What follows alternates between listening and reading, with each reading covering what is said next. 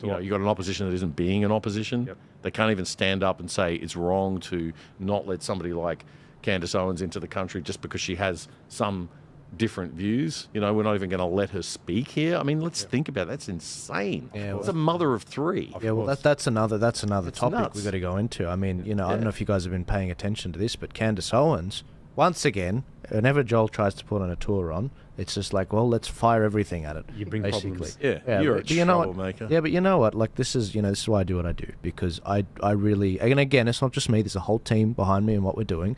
But Candace Owens, she wants to come out from the 14th of November to the 22nd of November. You can see the dates at candacelive.com.au. And the Peter Dutton and many in the Jewish lobby basically are lobbying to try and keep her out of the country.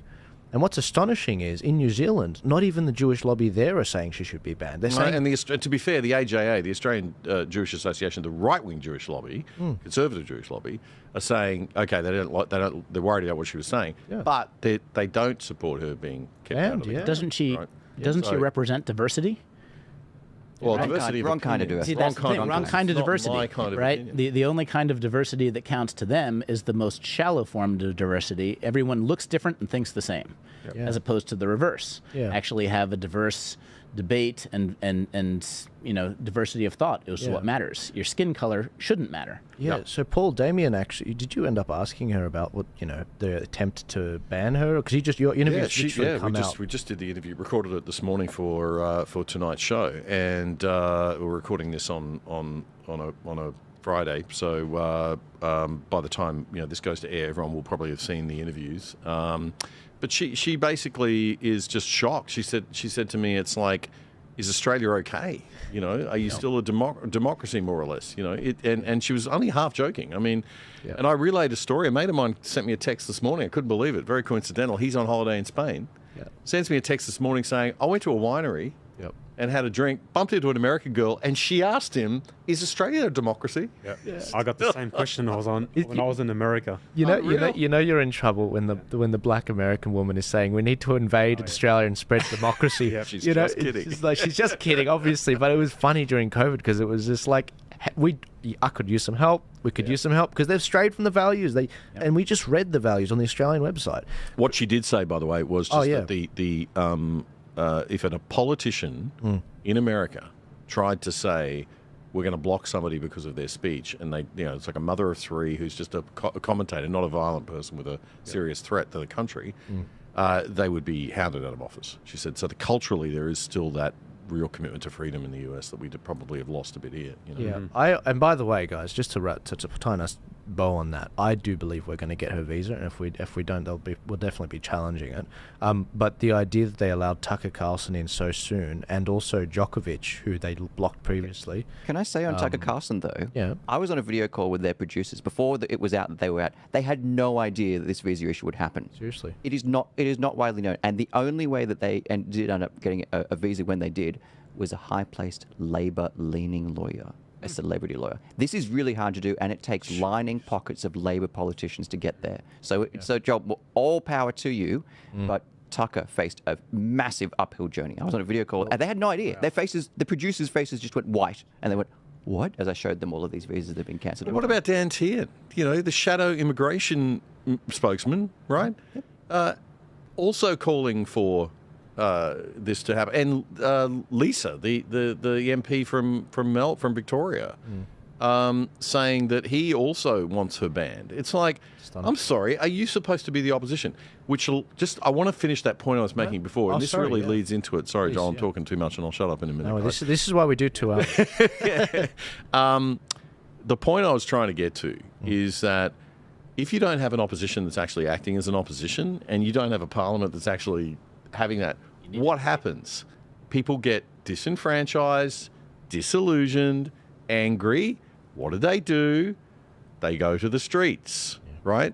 And so the very reason Parliament exists, which is to stop the violence, goes by the by, and then we see riots. And then you see the elites going, oh, gee, why are there riots happening in the UK right now? Oh, well, for how many years have people been telling you they have no faith Yeah. in the Conservative Party. They don't feel represented. The No, girls, working class don't have any faith in the Labor Yeah. Party. The Conservatives don't have any faith in the Conservative Party. They all carry on like there's nothing wrong for 10 years. Then when it all explodes in their face, they go, oh, what's going on here? When you It's realize even democracy worse is than an that. illusion. and it's even worse than that, isn't it, Paul? Because then they start. All they know by that point is how to hit stuff.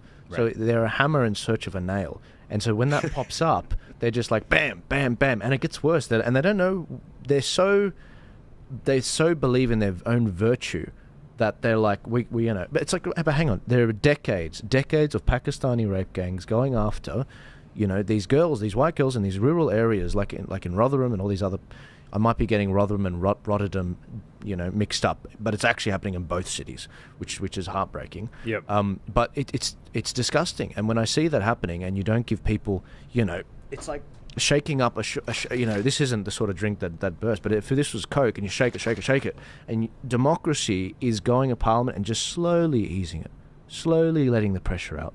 But when you don't do that and you shake, and then you pull it off quickly, and these protests just sort of bursts it out, it just goes everywhere.